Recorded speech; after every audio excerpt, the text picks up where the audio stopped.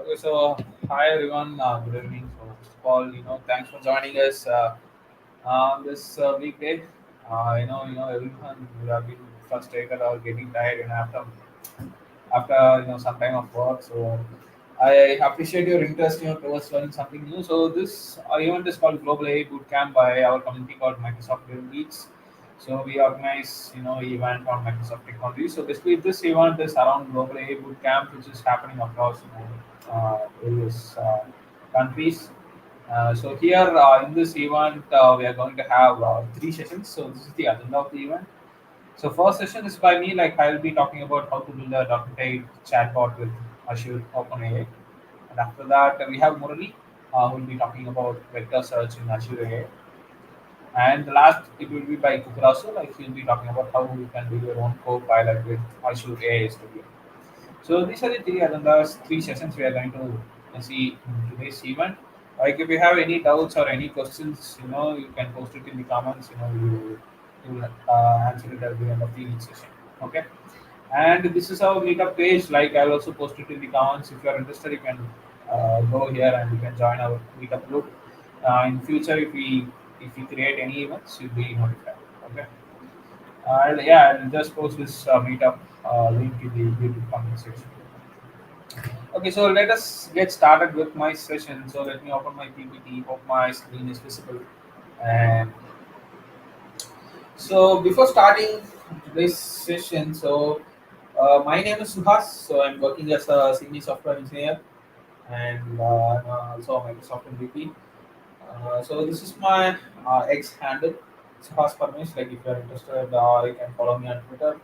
And LinkedIn, it's Suhas Parameswara. If you're interested, you can connect with me. So today, my topic is how you can build a .NET 8 chatbot with Azure OpenAI. So basically, there are a lot of talks going on about Azure OpenAI, right? Like recently, there are a lot of AI transformation. I would say, like Chat GPT came in, and you can generate videos with just a simple text prompt. And there are a lot of things happening around this AI, AI globe. So today we'll see what is Azure OpenAI, like how Azure helps us to build AI application. So that's my topic.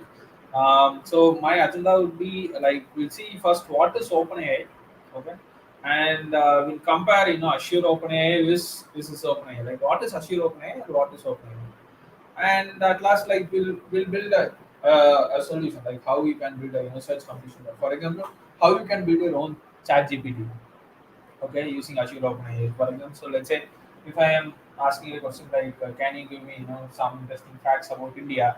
Like ChatGPT would give us some interesting facts, right? Likewise, like how you can build a, like a chatbot using Azure OpenAI. You'll see. I'll show you a demo. It's going to be very very simple and it will say like how fast you can build a search foundation model. And at last, like we'll pick up the questions. Like if you have any questions, we'll pick up now at end of the session. Okay. So first we'll talk about what is OpenAI.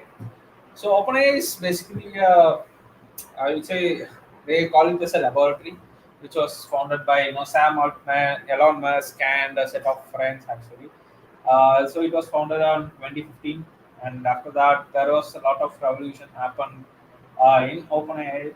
And as you can see, in 2018 and 2019, they booked some profit with their OpenAI, and in 2021, so they had their first DALI, which is a generative AI model.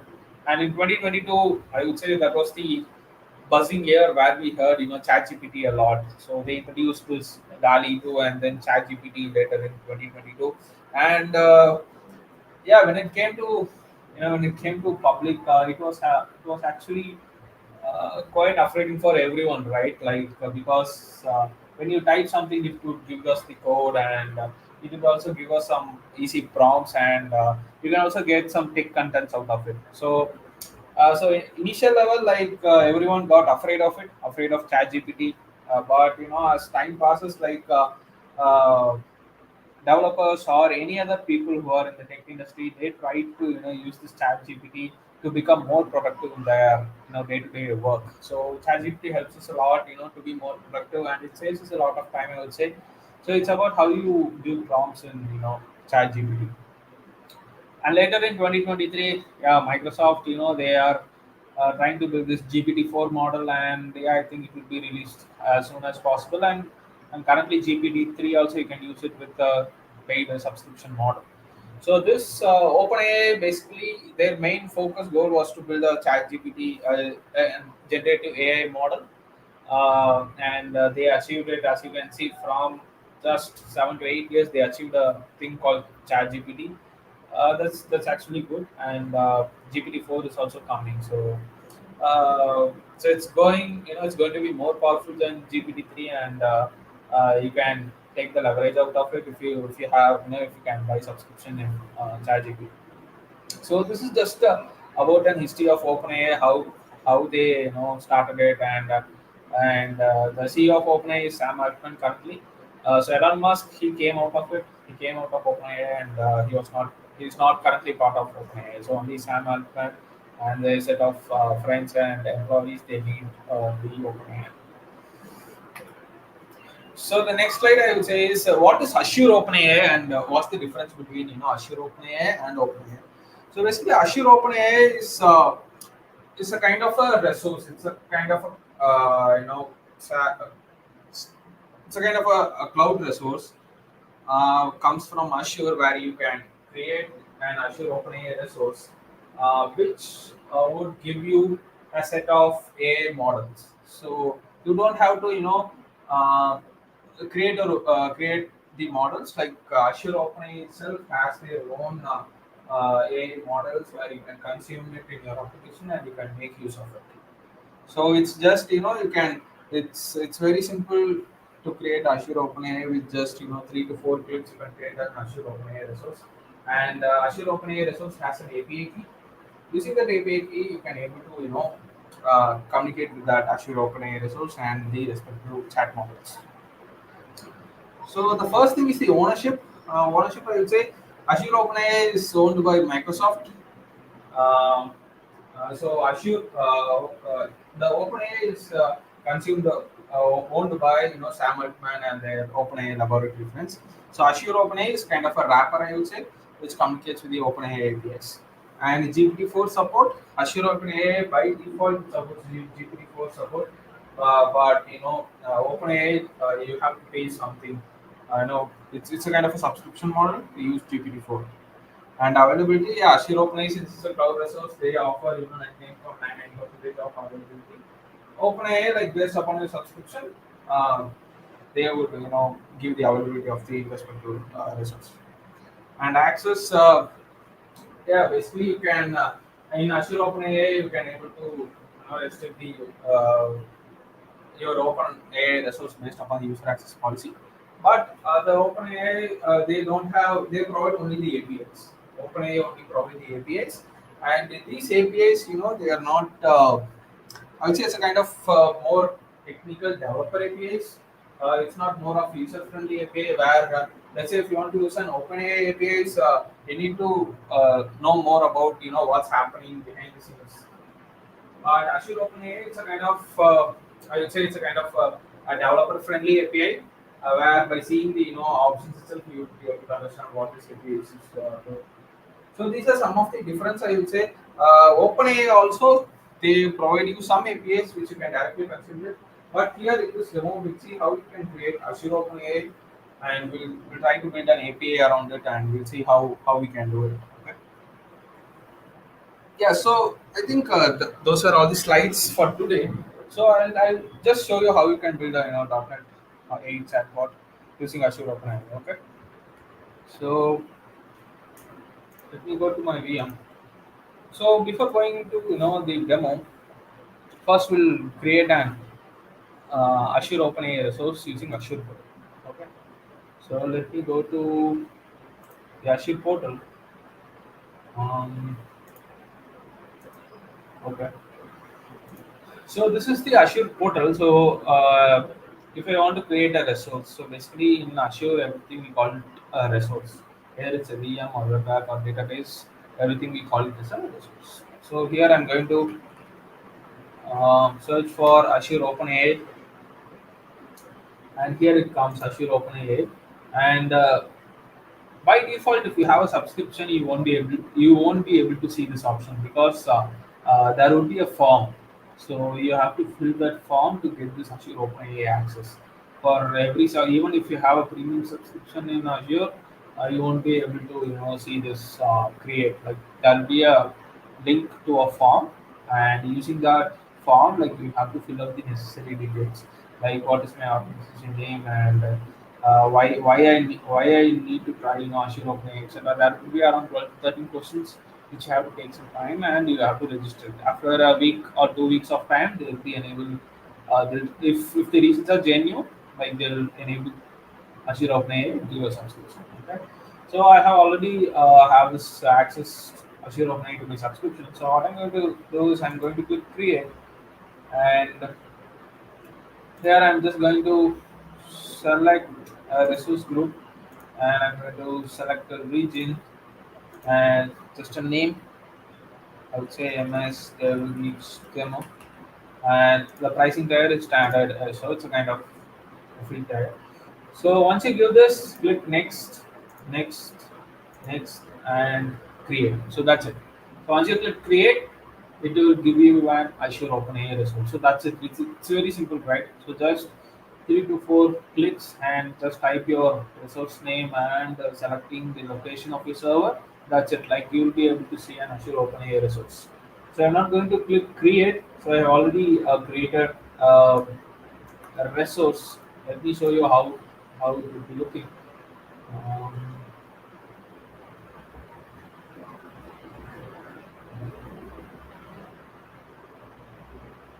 okay.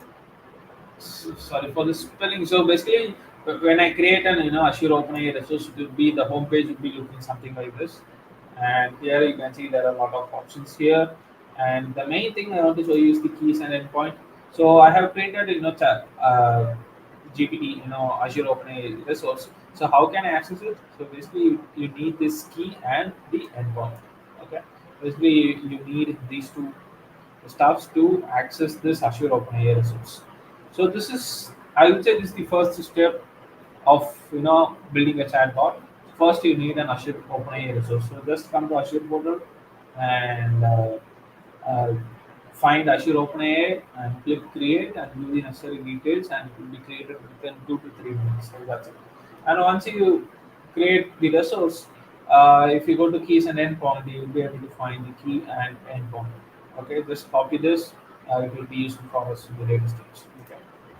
So this is one thing. The next thing is we need to have an API, right? We need to have an. So basically, we are going to build an API which talks to this Azure OpenAI resource. So that's going to be very simple. So what we are going to do is we are going to create an API which talks to Azure OpenAI, which talks to this Suhas GPT Azure OpenAI resource. Okay, so we'll see how we can do it. So what I'm going to do is before creating an API, .NET API, you need Visual Studio for it. So how you can download it? You can go for visualstudio.com, and yeah, here we have 3 editions of Visual Studio: Community, Professional, and Enterprise. If you don't have license for Visual Studio, you can download the Community edition, which is completely free. You can download and you can install it. So if you have license, you can go for Professional and Enterprise. So once you install this Visual Studio, you need one more thing, which is .NET 8 SDK. So if you search for .NET 8 SDK, you can go to download, and here you need to download the SDK based upon your operating system, Linux, Mac, and Windows. Download the respective SDK and the .NET Core runtime and .NET runtime. So once you download this, you are ready to create a .NET Web API which communicates with Azure OpenAI. Okay. So I'm going to open Visual Studio,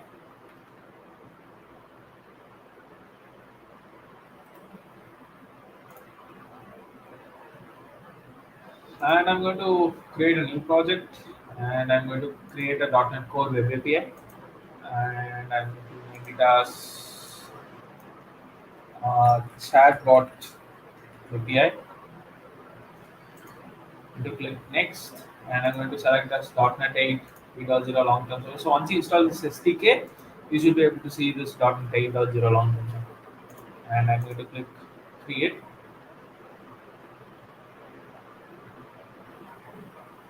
Yeah. So I have this API. So inside this, what I'm going to do is I'm going to create a controller. Okay. API and API controller. So here I'm going to name it as search controller, search bot controller, something like that. Okay, so I have a controller. So basically, I need an .NET NuGet package. Um, so I need to communicate from API, right? So from API, I need to communicate to Azure OpenAI. So you need so for that we have this NuGet package called. So let me try to install that NuGet package.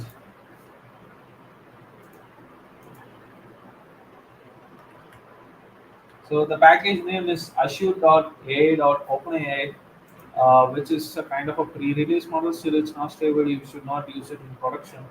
But this is the package. I'm going to use this for the demo.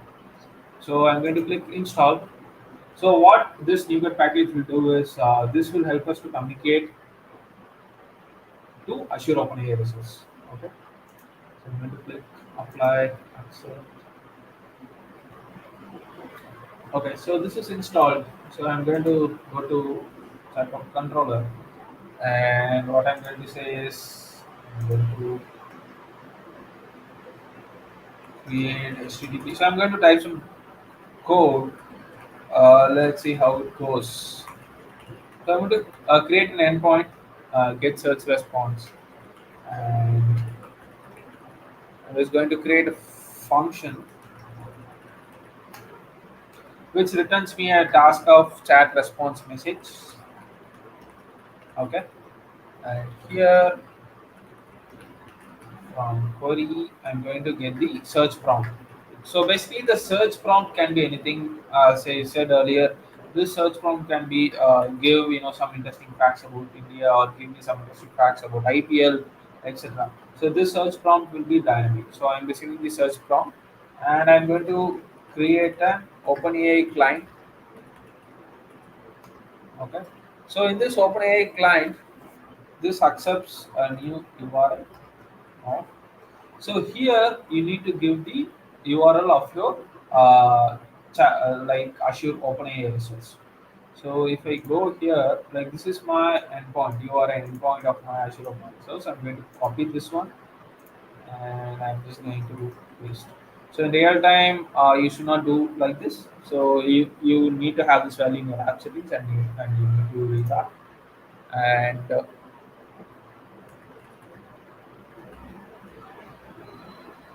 And the next thing is we need to give the Azure key credential. Credential is the key actually. So basically, you need to copy this key, either key one or key two. You can copy any key. But you need to have that key here. And now, so this will help us to create a client. Okay. So once this is done, we're just going to copy a paste of code, copy paste code, and I'll just explain you. Okay. Okay, so here you can see I'm going to use a model called GPT-35 Turbo model, which is this is built in. Okay, you don't have to do anything. So basically, to create models, I'll also show you how you can do that. Um, Let me go to overview, and if I go to Azure OpenAI Studio,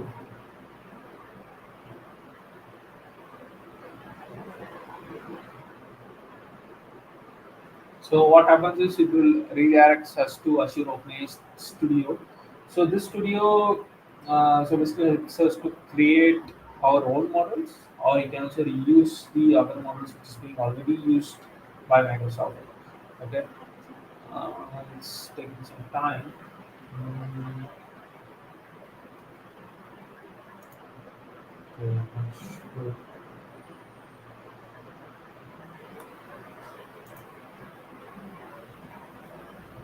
Okay, it gets loaded. Meanwhile, we'll just see the code. So what happens is, yeah, we.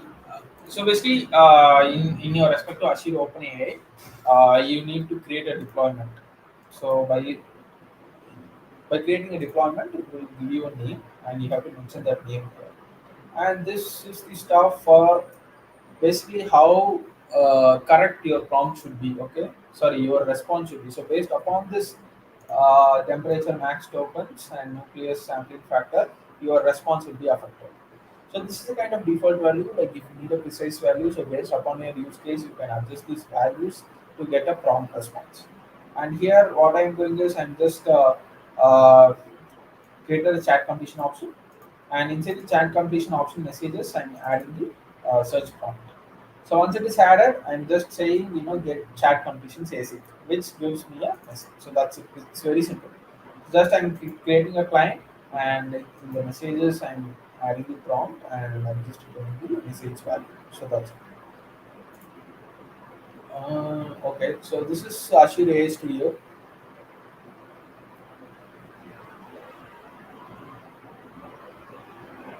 Okay. Uh, Here, if you go to deployments, so here I have two new deployments, text DaVinci 003 and GPT 35 Turbo. So how to create these deployments? There's a button called create new deployment. Once you create new deployment, there are a lot of predefined models. You can directly select the predefined models, and you can give a deployment name. So this deployment name you give it here. So that's the name, you have to mention it here. Okay. So if you change the deployment name, it won't work. Okay. So so you have to create a deployment. Once after creating the Azure OpenAI resource, you need to create a deployment here. If you go to Azure OpenAI Studio, go to the deployments tab and click create a new deployment, and you have to give a deployment name. So once you give a deployment name, it will show you a row something like this. Okay, and you have to mention this deployment name here. Okay, so that's it. So basically, this API, if you give a prompt, it will give you a message. Okay, so let us see if that works. Okay. So what I'm going to do is I'm going to run this API.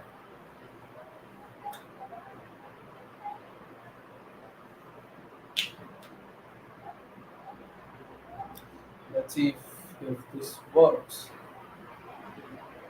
Okay, I have this Swagger, and I'm able to see that API. And if I go here and okay, I'm going to give a prompt. Give me some interesting facts about, I would say, CSK. Let's see if he has some information. I'm not sure.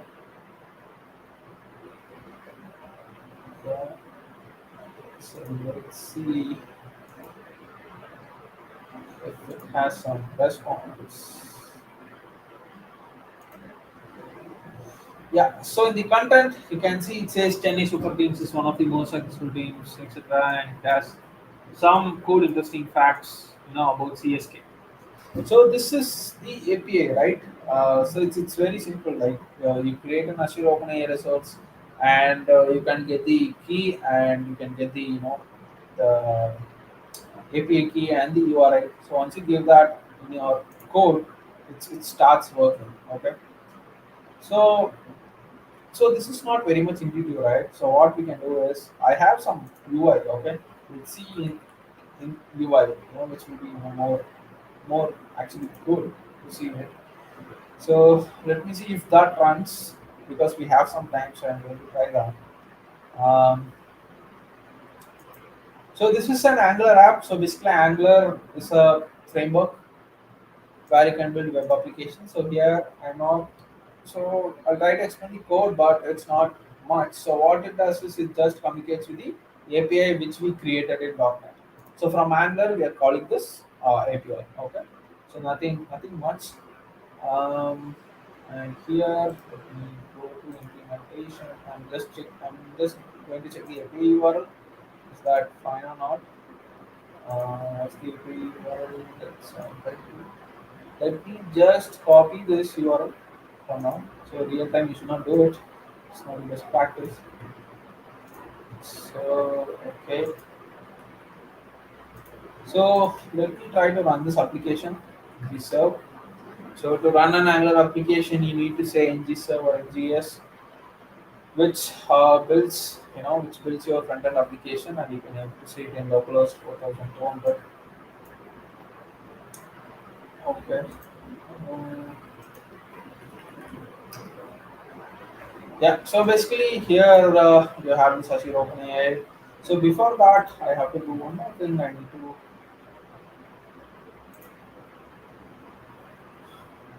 copy a set of lines in order to allow the course origin. Let me see if I have that code. I don't have this.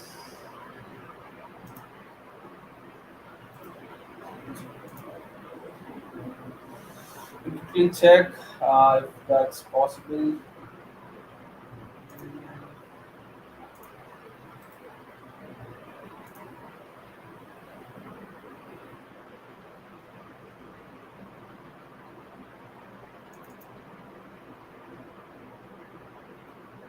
Okay, so try to copy this code after use course.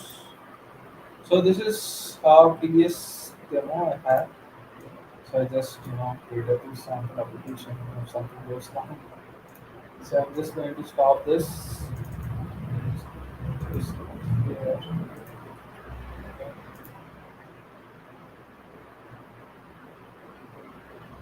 Okay. So we have this front end. So what I'm going to say is give me some interesting facts about CSK. Let me see if this API works. If I click search, I will try to communicate with the API. And I'm not sure whether this is going to work. So let's see.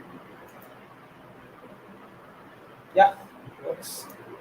So as you can see, it mentions CSK is the most successful team and this team is capital performance. So as you can see, this works like ChatGPT, right? You can ask anything, give me some interesting facts about CSK, or I can say give me some interesting facts about IPL. And yeah, if it's a UI, like you can show a loader and you can wait for the response. So here, as you can see, it says about IPL. So this behaves like ChatGPT. So let us try to ask some interesting questions. What we can ask, so basically, uh,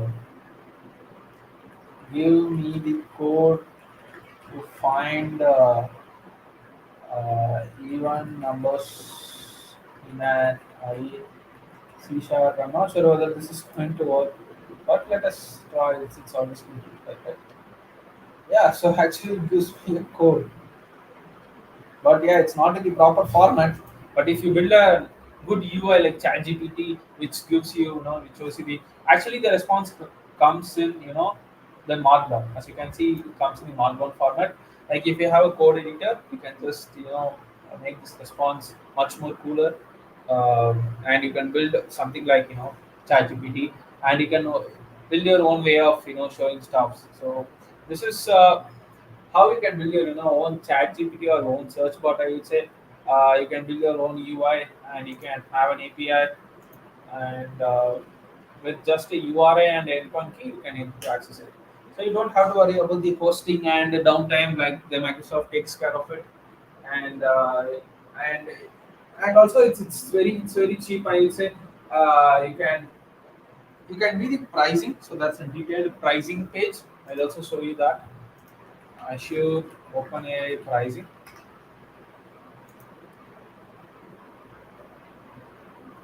So as you can see, based upon the model you choose, it's very cheap. Like it's just like $0.005. So if you want to try out something new or try out something cool to build your own ChatGPT kind of applications, you can go choose Azure OpenAI resource, because it already has lot of models. So as you can see, it also has GPT-4 model, which gives good prompts than GPT-3. I think I'm not sure whether you can build your own models. I think that's also possible, I guess. And also you can build your own co-pilot. So that's the last session. So using this Azure OpenAI resource, you can build your own co-pilot and whatnot. So basically, you can build your own chat GPT with this stuff.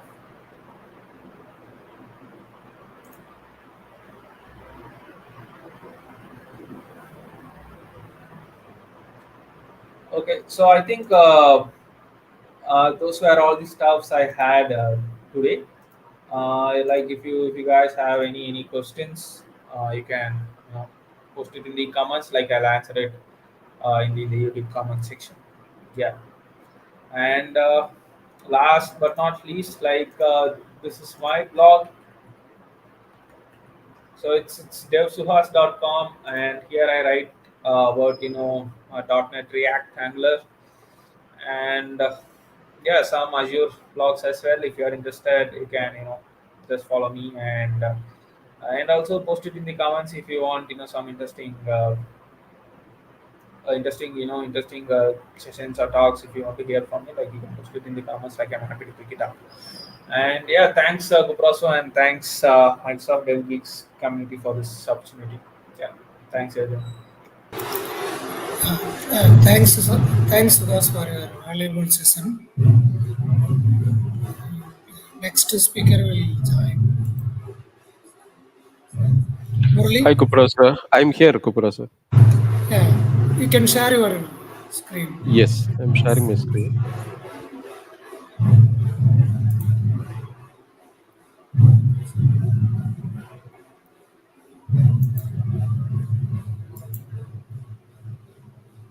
I started sharing. You're able to see it? Yeah, yeah, I can see your screen. Yes. Okay, good evening. Good evening, everyone. Today we are going to see about vector search in Azure AI search. So, Sugas was explaining how we can use the ChatGPT, the open AI models within the .NET applications and everything. So, this is slightly different how the vector search works within the Azure AI search. So I'm Murli. I'm working as an engineering manager in Covai.co, and here are my handles. If you want connect with me, feel free to connect. Okay, so in today's session, so we are going to see the introduction about the Azure AI search, how the traditional search works versus with the vector search, and we will see some of the key concept of the vector search and what is the advantages of the vector search, and we can see how we can implement the vector search in the Azure portal, and we can see a small demo on the best practices for the vector search as well. Okay, so what is the Azure AI Search? So it's in a completely driven AI-driven platform for the information retrieval, as well as you can build your own models to build an Gen AI applications for the search-based applications. So even you can integrate with the large language models as well within the Azure AI Search. So the search works. There are three types of search that supports in the Azure AI search. So one is the full text search. So that is the normal or the traditional search where you can give a specific keyword or you can ask about a specific color. Then it will return the details about the colors if it matches with the given content. The next one is the vector search. So it uses something called a nearest neighbor algorithm, and it returns the data. So that's the one we are going to see it in bit detail. And the next one is the hybrid search. So it is a combination of the full text search as well as the vector search.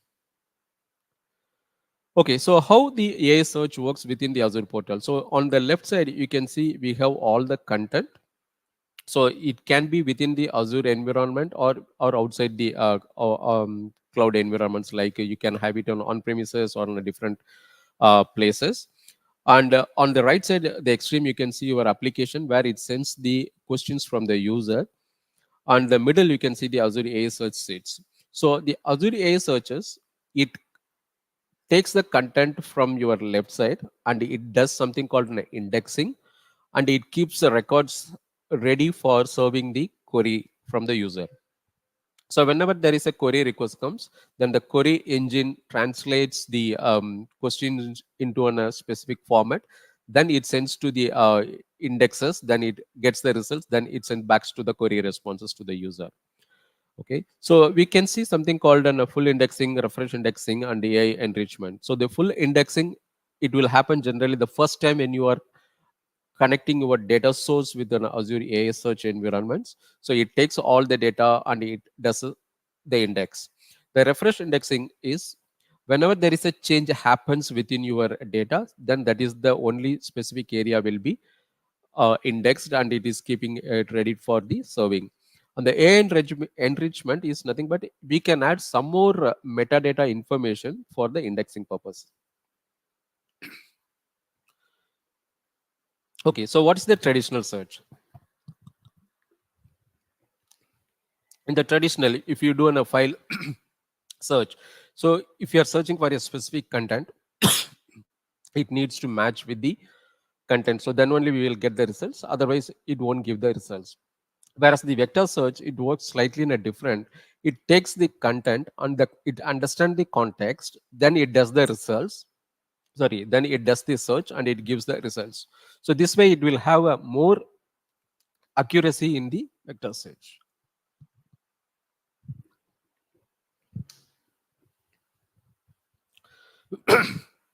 For example, if you take the traditional search, we might miss some of the words. For example, if you are searching for a dog, the dog relates to a puppy.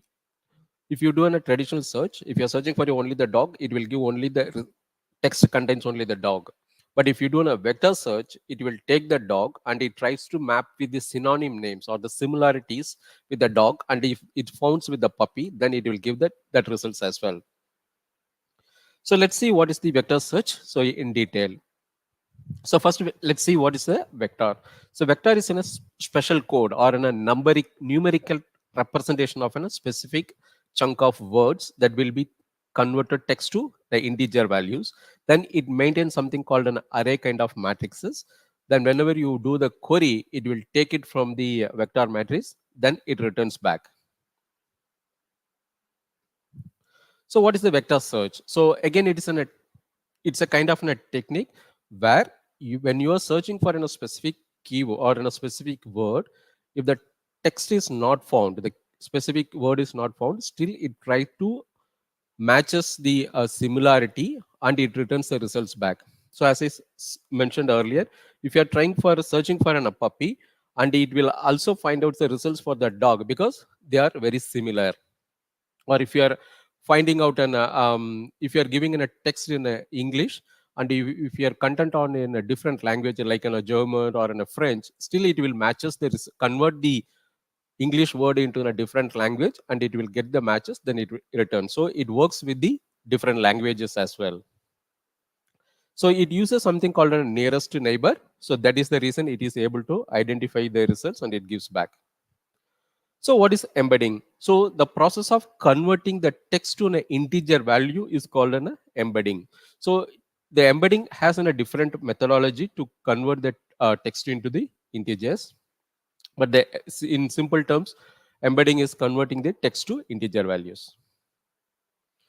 So how this works? So we'll take a very simple example. So if you are having an image, audio, video, text, and everything, so that will be converted into an integer format. Like in the school days, we might have read the matrix, correct? So it will keep it in a kind of a matrix format. Then it will keep it everything. So whenever you are doing a query, so your query also will be translated into a vector representation. Then it gives back the results. For example, if you take on the right extreme, so there is an application or UI that converts the text into the vector representations, the query into a vector representations. Then it will come to the Azure AI search. Then it matches. It will try to match with the vector representations of your indexed data. Then it returns back the results. So as it supports the images, audio, video, and all the formats into a vector representation, that is the one of the reason it is very much popular. Even if you have a transcription of data or if you have a video, still you can give a text and you can able to find out from which minute the video contains a specific text that you are trying to search. So the benefits of vector search, so it uses the similarity score. So that is the reason it gives the more results. And even you can use it for the real-time personalization. For example, if you are doing a search in an Amazon or in a Flipkart website, when you are trying to identifying when you are trying to search for a product, for example, for running shoes, then it will be giving a suggestion or a recommendation for the socks as well. Or if you are kind of a gadget, then it will suggest a smartwatches kind of stuffs as well. So these are the uses the vector search. Basically, it identifies the similarity. So if a person buys shows that they might be interested in the other gadgets for the smartwatches kind of stuffs.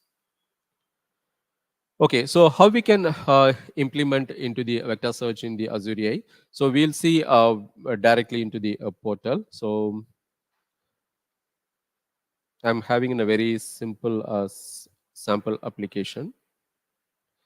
So let me go to the Azure portal. So you can search it for the AI search. So you can click it. So then you can click on a create button. So then you can create an AI search. So basically you need to give their resource groups and everything. So it is really slightly little costlier, and if you want on a free version, so you can use it. Otherwise still you can try it out whichever you want to try. But if you want to experiment something, then you can use a free version. So that should be more than sufficient for you. So once you have selected the pricing tier, so then fill all your basic details.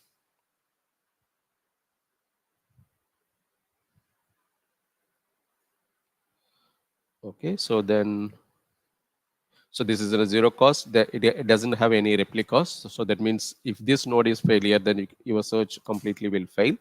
And if you want to use any tags, then you can use it. Otherwise, you can directly go and create it. So as I have already created it, so let me go to the R&D AI search demo. Okay.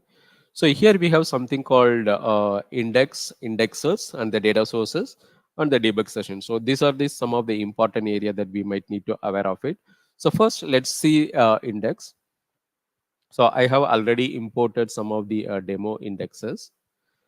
Okay. So if you want to create new index, click the index. If you want to use a UI kind of a representation, so you can use all these UI representations. So then you can use it. Or if you are little okay with the index in a JSON format, or already you are using it for a different language, or then you can use the index formats. So as I am already having it, so I'm just copying and pasting it just for the demo. So this is not the key field. So we should have only one key field.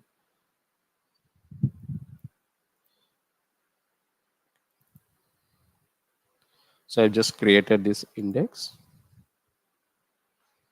So the index is created here.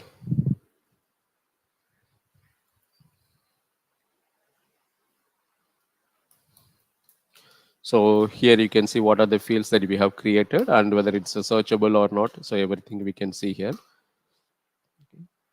So let me go back. So now assume that you have created the index. Now you want to import the data. So for that, we can use the overview section. So you can use the import data sections.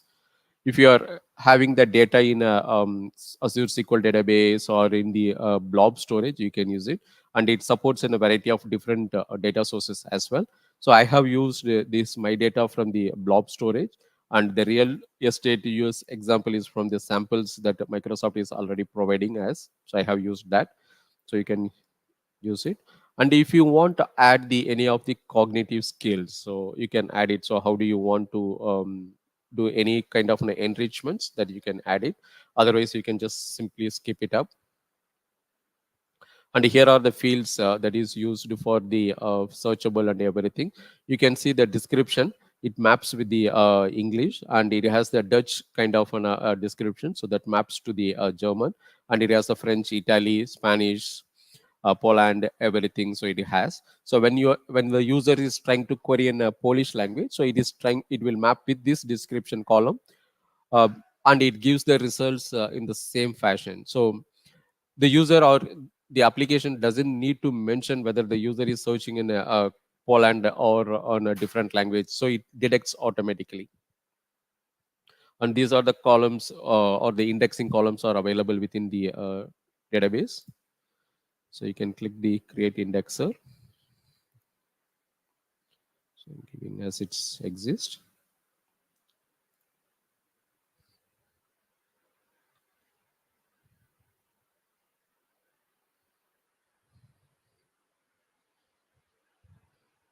So I'm submitting it.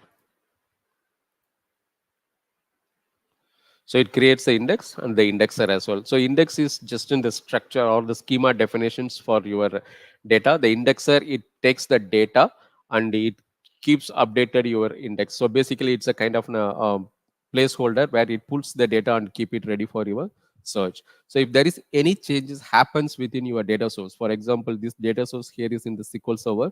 If there is any changes happening, so then it needs to be updated here. So that is the reason we have the settings here. So you want to schedule it. If you want to schedule it on the hourly or daily, you can schedule it. So basically it goes back and it checks the modified data, then it updates the index from the SQL server to the Azure AI search. So let's go back.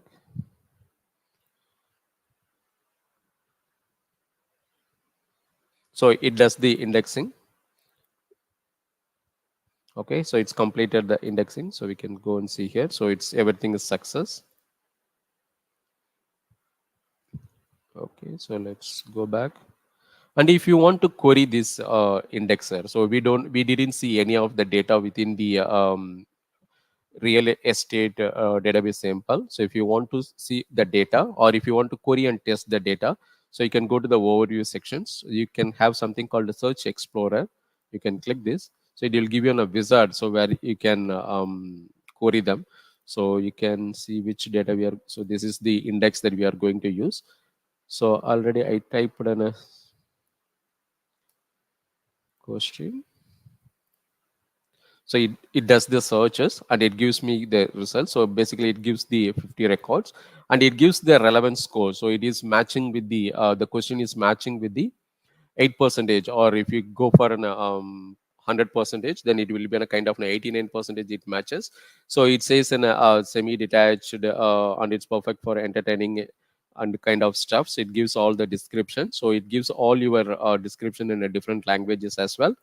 So if I'm looking for an seashore or kind of sea view home, it will given a different results. So we can go and see here. So it says, see, you can see we didn't directly mention it's a coastal view, but basically it matches with the similarity. The sea is similar to the coastal area, so that is the reason it takes the description. Okay, I have found the coastal is the one which is related to the sea view. So that is the reason it maps with the coastal view as well as the sea view, and it gives the results, and the accuracy is almost on 11% here. And you can see it says in the mountain view, which is not suitable for us here. And see here it comes within a lake view.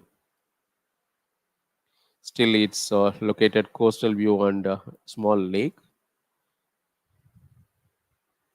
So here also it is in a coastal view. So that is the way it does is the similarity score mapping, and it gives back the results.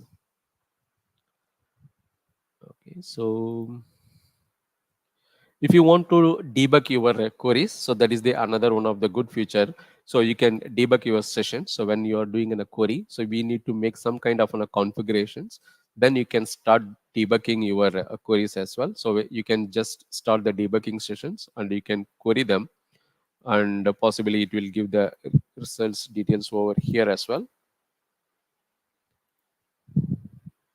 And you can see some of the results is coming here. And if you want to see the expressions, if you want to test the expressions, what kind of data structure it returns back, so then you can use the this little icon. Then it gives something called an expressions evaluator. Then you can see all the data over here as well. So if you click the wrap column, so it comes like this. And if I use just number, it gives only that field only. If I give the beds, it gives only that one, a specific column. It's a kind of an export expressions.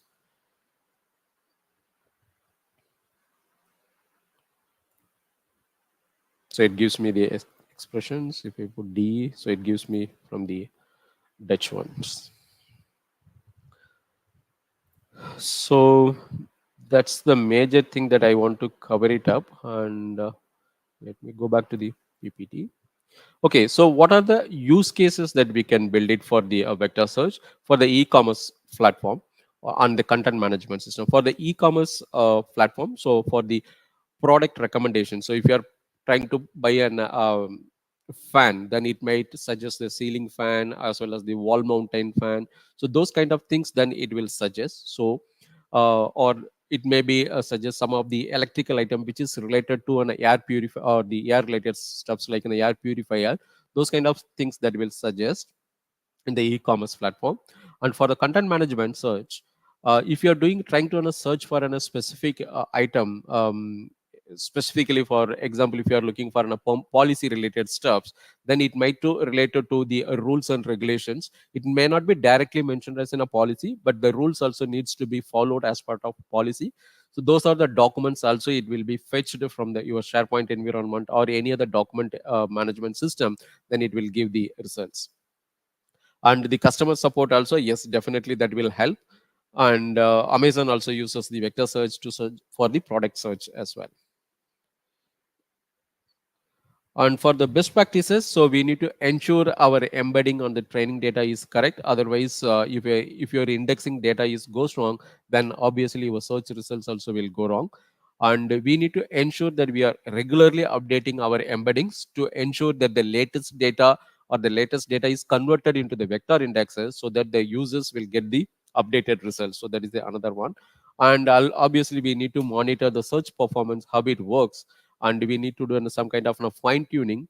uh, for example, we need to get the user feedback and to ensure the search results are accurate. If not, then we need to adjust the fine tuning the model parameters, and we need to reindex the data and give the search results back. For example, we need to use the removing the stop words and the stemming text. For example, the stop words is nothing but if you are trying to summarize in a PDF file, the stop words will be in a kind of a, and the adjective words like the, those kind of the words are called the stop words. So those will be removed during the embedding steps. So that needs to be removed. And the stemming text is like something like kind of a grammatically related words. For example, if you are trying for a run, then the paragraph or the content might be having the ran, runs, running, those kind of things that will be converted into run. So those things needs to be adjusted for the vector representations. And if you have any questions, please let me know in the comments section. So this is a kind of a bit new vector search area that is available in the AI space or the AI search space. And we have something called the RAG as well. So those are the new patterns for the searching algorithms. Kupras, I am done with this, Kupras. Yeah, yeah. Thanks, Murli. Yeah, thank you for your valuable session. And Okay.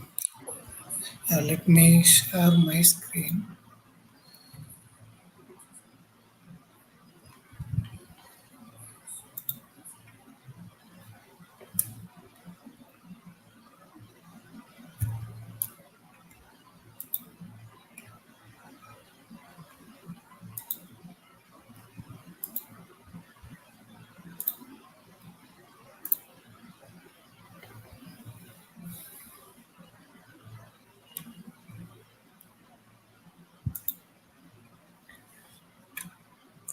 So, hello everyone, good evening. So today I'm going to talk about how to build our own Copilot using Azure AI Studio. So, we will create our own Copilot with the help of the AI Studio with a couple of minutes. It not take more than hours. So, we have the um, we have a good option to create our own copilot. So here you can see that the link is ai.azure.com. So prerequisites, it's you have the active Azure subscription. You need an active Azure subscription. Then just once you have the Azure subscription, and you need to enable Azure OpenAI services in your account. So once the process is done, then you can directly use Azure OpenAI services in the ai.azure.com. So once you log in, then we have the option to build our own Copilot with Azure AI and with our data. That's the main difference. So the normal chat GPT and the our own copilot, the main difference is we have the option to train our own data. Then we will get that um, response from our data. Okay, so first step, we are going to build our own copilot. So in this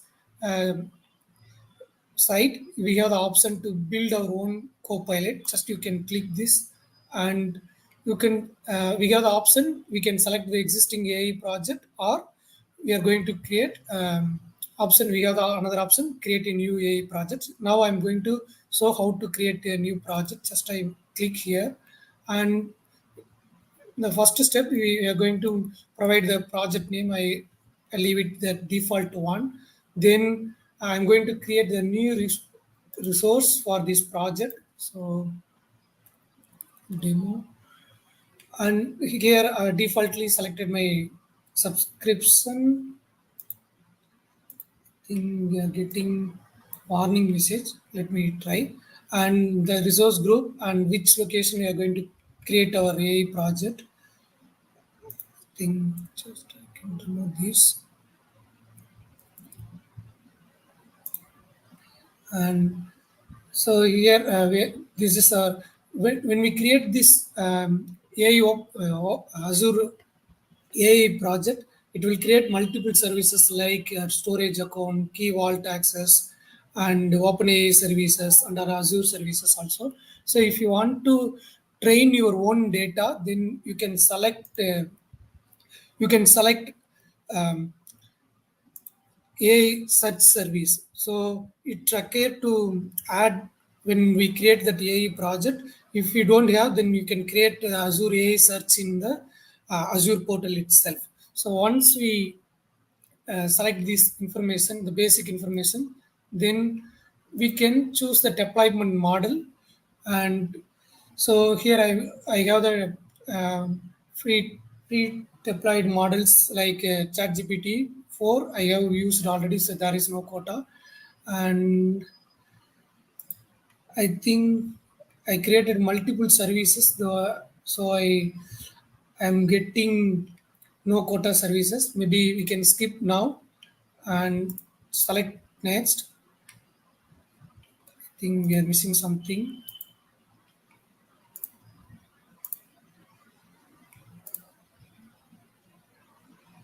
So validating the resources. Okay. Yeah, now we have the option. So create an AI project. Just you can create AI. You can see here the AI project and the AI hub. It's a AI hub. It's an environment for building AI project. It's a common environment for building our multiple AI project. And also it will create Azure OpenAI services on one storage account and Key Vault, App Insights, and Log Analytics. So all the services currently creating. So once it's created, then we will get this window. So already I created this one. So once the project is created, we will get the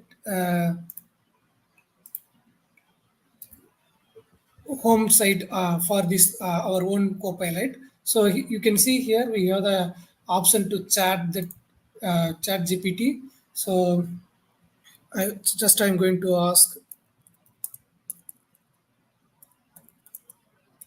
what is Azure Cloud?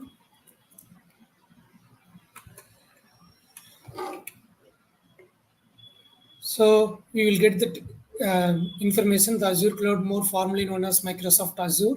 So it's our own copilot. We have the option to deploy. Maybe we can use its we can publish this copilot in the separate web app services. Then we can use this our personal. So you can see here I already published. We have the option to deploy to web app. So once we deployed, Kuparas, sorry to interrupt. Your screen is not visible. okay, okay, yeah, sure,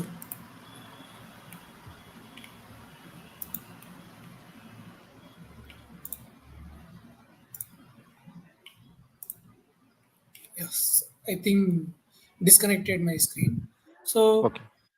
so once we created services, then we will get that window, and also we have the same chat window like Chat GPT. So it's our own Chat GPT. So it's our own Copilot. Then if we have the option to publish the uh, service. So we have an option here that apply to web app. Once we deploy it, then we will get our own chat. Here you can see here I have published GPT dot default site name Azure websites.net. And I will ask what is Azure. So it will connect you. So it will connect only the Azure AD. So no one can access this site directly, because only we can add members to access this site also. So it's similar to the Chat GPT. I deployed the minimal configurations app service, so it takes some time to load. If we configure the high speed, then we will get the answer quickly. And also here we have the option add your own data. That's a very important for our own Copilot. So just you click here, then we have the option to add your data, and click add your data option. Then choose the services here. Maybe we can choose from the blob service, or we can upload the local files. Then just you click upload files, and I think I keep some files.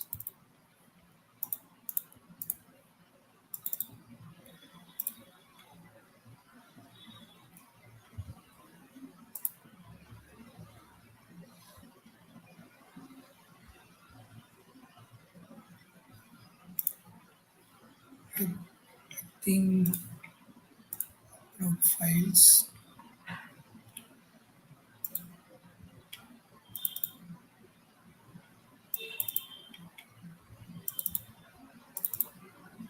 Okay. Let me. Once we upload it support the different file types: doc site and HTML and MD files, PDF, PPT, Python and text and Excel files. So once we upload it, and it will take some time to indexing all the our data. Then if you ask any questions related our data, like if I have uploaded any product information, then if I ask the product price or product color something, it will give the answer from our own data. So that is a very important for uh, important options in the own Copilot options. Okay, and also we have different options here. So here one of the options is we can customize the prompt flow. I think it takes some time to create the flow. We can modify the flow, so we can see how the uh, Copilot is working. So how they get the request, and what are the processes doing, then how we get the response. So we can also modify the flow. So take some time.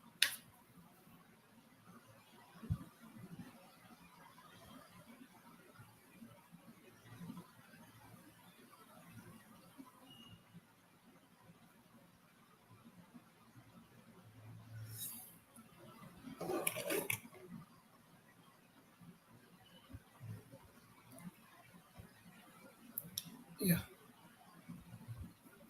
So you can see here, so the input and chat GPT and chat and the output. That's a basic flow. So we can also modify the flow prompt in here also. So if you want to customize your prompt, then you can modify here.